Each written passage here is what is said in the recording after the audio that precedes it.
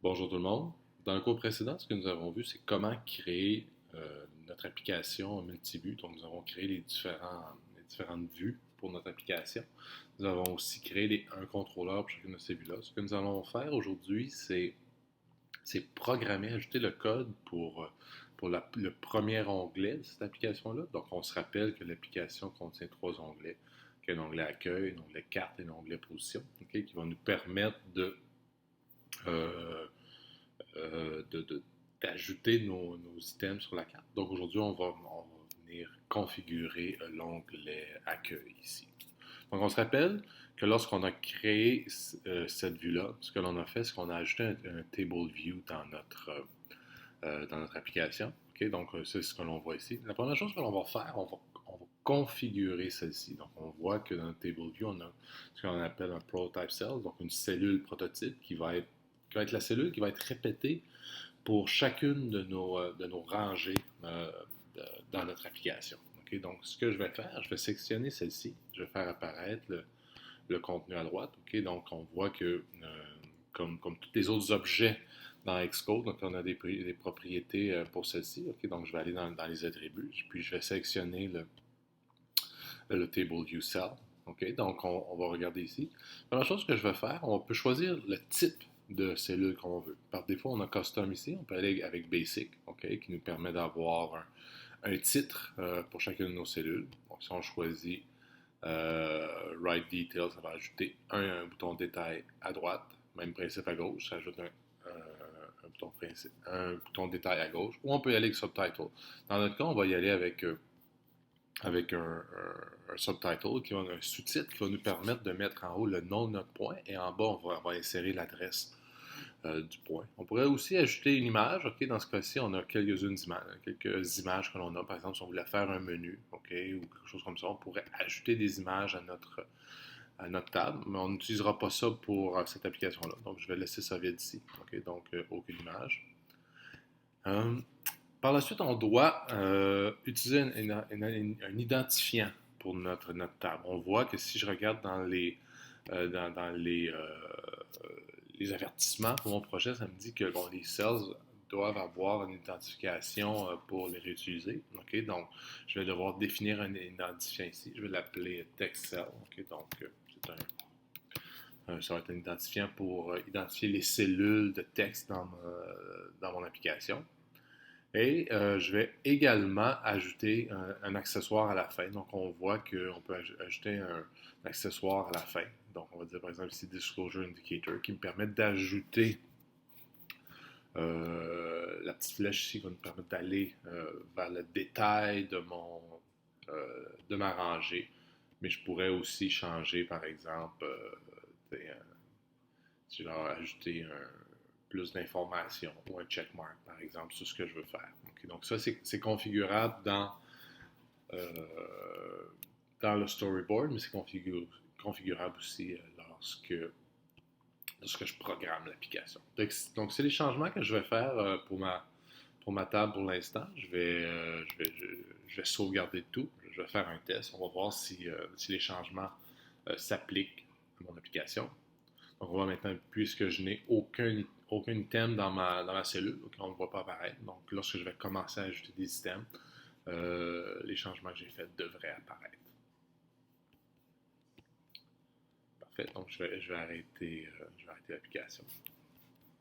Maintenant, ce que je vais faire, c'est que je vais me créer un modèle simple pour mon application, okay, pour pouvoir gérer tout ça. Donc, l'idée, c'est comme dans le cours précédent, dans l'unité précédente, je vais ajouter un fichier qui s'appelle modèle.swift qui va contenir toutes les données, tout le modèle de mon application.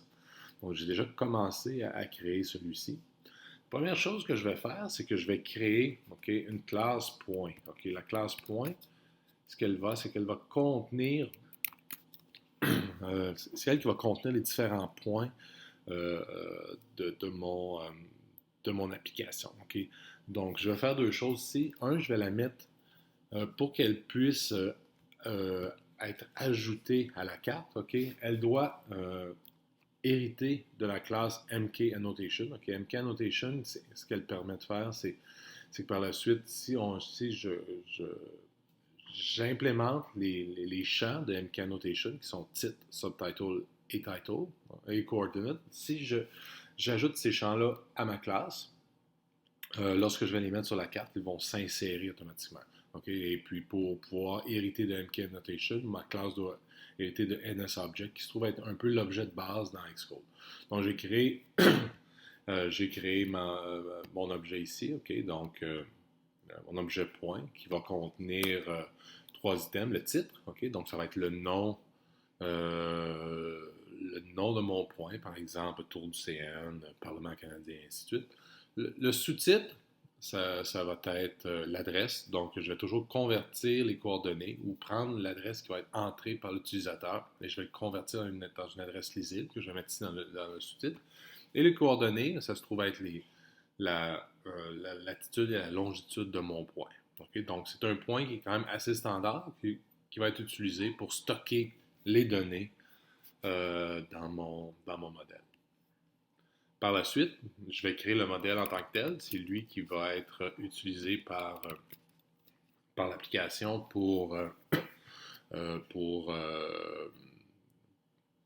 stocker les données. Donc, je vais le faire très, très simple. C'est sûr que dans une application de production, probablement que celui-ci pourrait être beaucoup plus compliqué. Il y aurait entre autres de la validation, s'assurer que tout est correct. Donc, pour le moment, je vais avoir seulement une section dans ma liste. Okay? Donc, lorsqu'on roule l'application, okay? Si on avait plusieurs sections, ce que ça permettrait de faire, par exemple, c'est on pourrait avoir par exemple Canada, puis une série de points pour le Canada, États-Unis, une série de points aux États-Unis, et ainsi de suite. Dans ce cas-ci, on va se limiter à une section, donc je vais le hard-coder à 1, donc je vais mettre le nombre de sections seulement à 1. Je vais aussi ajouter à la base les coordonnées du Parlement canadien, ok? Donc toujours pour mettre au moins un point dans ma liste, ok, pour le faire apparaître dans ma liste. Donc, je vais mettre ici ajouter Parlement, ok, donc ça va être une constante, ça va être un point dont le titre va être Parlement canadien, le sous-titre va être Wellington Street, Ottawa, Ontario, et les coordonnées, ok, je peux utiliser le constructeur de CL Location Coordinate en deux dimensions, avec les latitudes 45, 42-52 et la longitude moins 75. Okay. La latitude et la longitude, je les ai trouvées à l'aide de Google Maps. Alors, on peut, lorsqu'on right-click sur un point dans Google Maps, on peut avoir la latitude et la longitude d'un point. Par la suite, je vais créer mon constructeur pour mon modèle. Où est-ce que tout ce que je vais faire, c'est que je vais y ajouter mon premier point. Donc, je vais toujours ajouter le Parlement comme le premier point. Ça va être le centre un peu de ma liste. Okay? Donc, je vais ajouter le Parlement à ma liste de points. Par la suite, j'ai besoin, parce que je vais en avoir besoin un peu plus tard, de savoir le nombre d'items dans ma liste. Okay? Donc, pour ça, tout ce que je fais, c'est que je vais retourner le nombre de points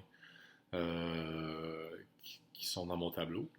Finalement, j'ai créé la liste de points ici à la fin. Puis ce qui est intéressant, c'est que la liste de points, je l'ai mis statique. Okay? En la mettant statique, les points vont être partagés en toutes les instances du modèle. Ce qui veut dire que un peu partout dans l'application, si je crée un nouveau modèle et que je décide d'accéder aux points, je vais accéder au même point que toutes les autres instances. Donc, ce n'est pas une copie, c'est la même version. Ce qui veut dire que, par exemple, dans mon contrôleur pour ajouter, je vais pouvoir ajouter au modèle, tandis que dans mon contrôleur pour la carte, je vais pouvoir les lire et tout le monde va partager les mêmes données. On se rappelle, lorsque l'on met un point, une variable statique, lorsqu'on veut y accéder, on va accéder à la place, à la classe et non à l'objet. Donc là, toutes les fois que je vais parler du point, au lieu de faire modèle avec un petit m, par exemple, ou self, je dois utiliser le nom de la classe modèle.point.append, ce qui me rappelle que les points sont globales, sont statiques pour toute l'application, pour toutes les instances de l'objet modèle. Donc ça, c'est mon modèle. Donc par la suite, je vais pouvoir aller créer mes différents contrôleurs pour ajouter des points au modèle et faire afficher